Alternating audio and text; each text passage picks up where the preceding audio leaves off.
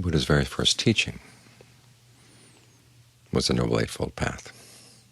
His last teaching was the Noble Eightfold Path.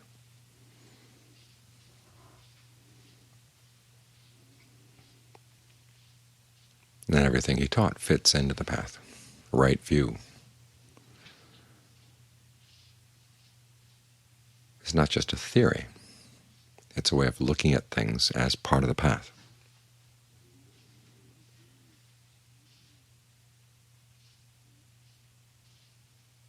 The fact that the Buddha found the path, that gives him the rank of being an admirable friend, which, he said, is the most important external factor for the practice. The most important internal factor is our own appropriate attention. In other words, learning to look at things as skillful and unskillful, looking at things in terms of the Four Noble Truths.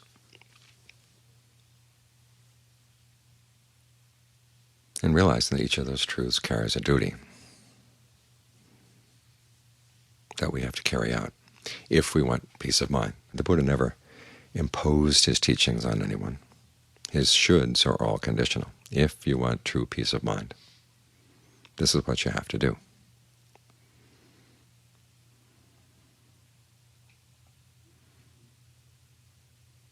So appropriate attention is basically looking at things in two terms, again, skillful and unskillful, and the Four Noble Truths. These are the Buddha's categorical teachings, his most important ones, the teachings that apply across the board.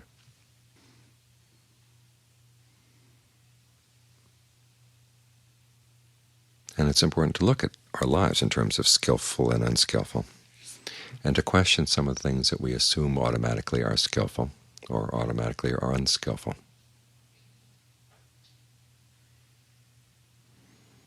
The Buddha himself started out realizing that he had to make distinctions here, and to question some of his presuppositions. Remember, he'd practiced 6 years of austerities, convinced that by denying himself any kind of pleasure at all, he'd find true happiness. Well, it didn't work out. Pain was not always good, just as pleasure was not always good. It depended on what states of mind grew out of these things. Some pleasures are skillful, some are not. Some pains are skillful, and some are not. Joy, grief, equanimity can be skillful or unskillful, depending on what they give rise to in the mind. And the same principle applies to a lot of other things we tend to take for granted as being either one or the other. Judging mind is sometimes said to be bad, but the Buddha said there's a lot that the mind has to judge. I mean, you're judging all the time, one way or another. So it's good to be upfront about the fact and decide how you're going to judge skillfully. Because if you can't judge, how do you know what's skillful or what's not?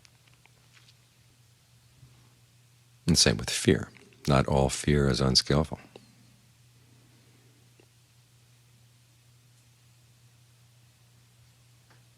Fear of doing something harmful, that's a skillful fear. Fear of giving in to greed, aversion, and delusion, that's a skillful fear.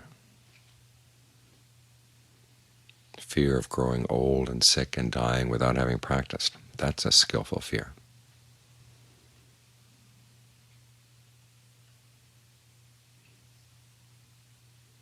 So it's good to take this point of view and apply it to different things in your life and ask yourself, to what extent are these things that I take for granted as being either good or bad?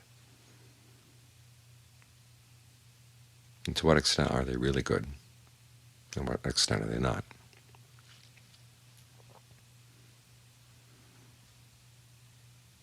For example, we don't like pain, but sometimes when you're in pain you gain a lot of really important insights into the mind, how it relates to the body, how it relates to pain.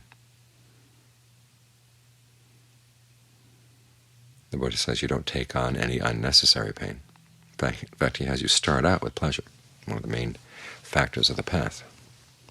right concentration. In fact, the first factor the Buddha himself discovered as pleasure, pleasure, pleasure, rapture among its factors. That kind of pleasure is generally skillful.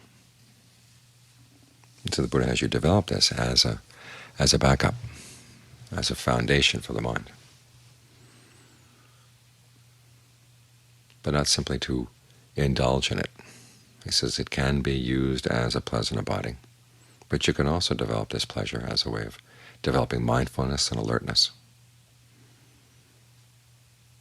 In other words, the pleasure allows the mind to stay in the present moment without wandering off and looking for snacks here and there.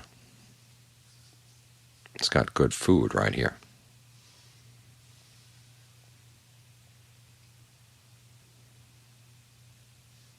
And it's also useful for developing discernment, because having this pleasure as something you can tap into makes you more bold in dealing with pain. Because if you find the mind stays settled for long periods of time without anything really happening, you might say, well, let's sit a little bit longer. Let's endure a little bit more pain here, see what happens. Does this disturb the stillness? And but it does. What's the disturbance? Where's the attachment? Where's the craving? Where's the clinging? Because as the Buddha said, wherever there's suffering, there's going to be craving and clinging. So if the mind gets upset by pain, you've learned an important lesson. There's something you want to look into. The extent to which you identify with the body, the extent to which you identify with your pains. This is an important lesson to be learned from pain.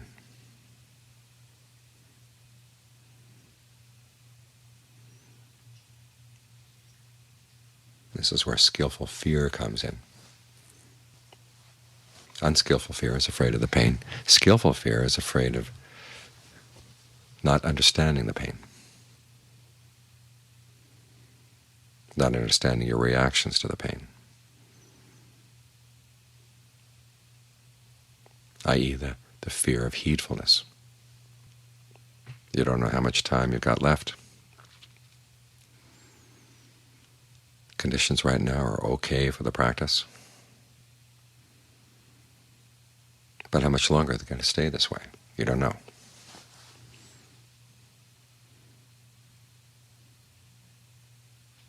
What you do know is you got the opportunity right now.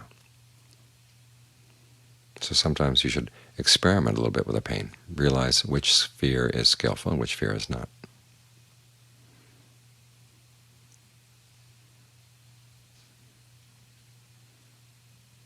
And as you practice this way, you discover over time that you understand which kind of judging is skillful and which is not. You develop your powers of evaluation. Again, one of the factors of right concentration, vichara. You evaluate the breath, you evaluate what's going on in the mind. You decide what's working and what's not working. And then you learn to measure your principles for what works and what doesn't work. I was reading a while back a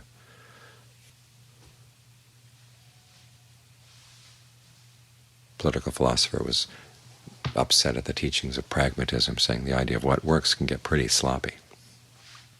The idea being, well, if it's good enough for me, it's good enough for me, and that's all that matters. Well, how good is good enough for you?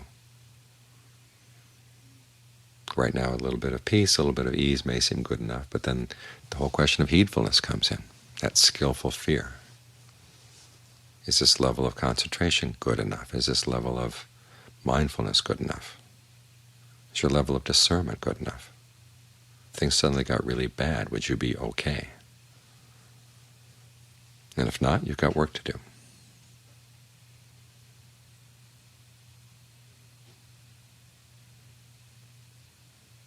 How do you pace yourself in all this? This is another level of skillfulness you have to develop. Through trial and error, you've got to learn to push yourself a little bit too much sometimes. You don't know how much is too much until you've pushed it. And then you see, oh, this is a little bit too much. This is getting you frazzled. The mind doesn't want to practice. Okay, you back off a little bit. But you keep testing it. You keep pushing the envelope. And you learn that when, say, you want to analyze something, you want to really understand something, but nothing is becoming clear, it's a sign, okay, your concentration isn't strong enough yet. Go back and work on that. Because sometimes the drive to push, push, push doesn't get results. This, again, is where learning how to use your powers of judgment skillfully is very important.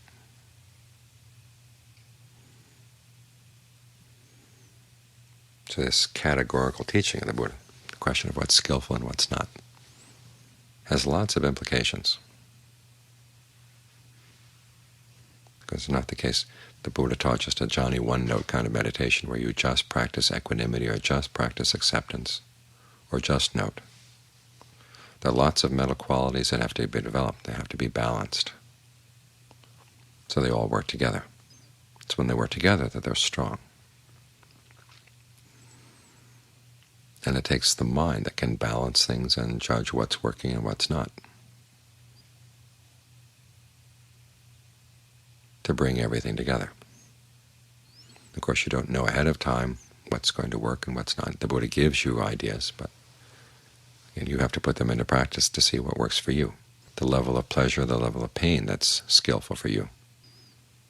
It's not necessarily the same as it would be for somebody else.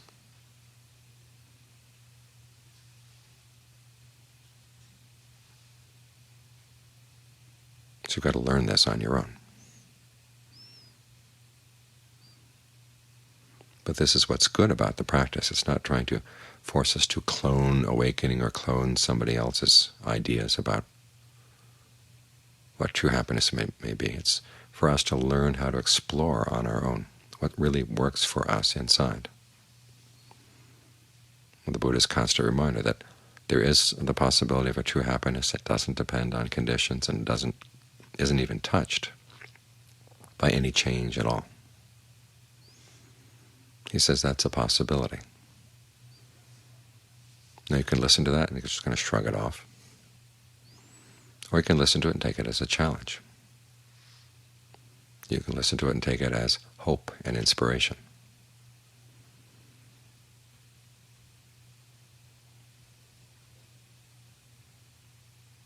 It's up to you to make the most of it.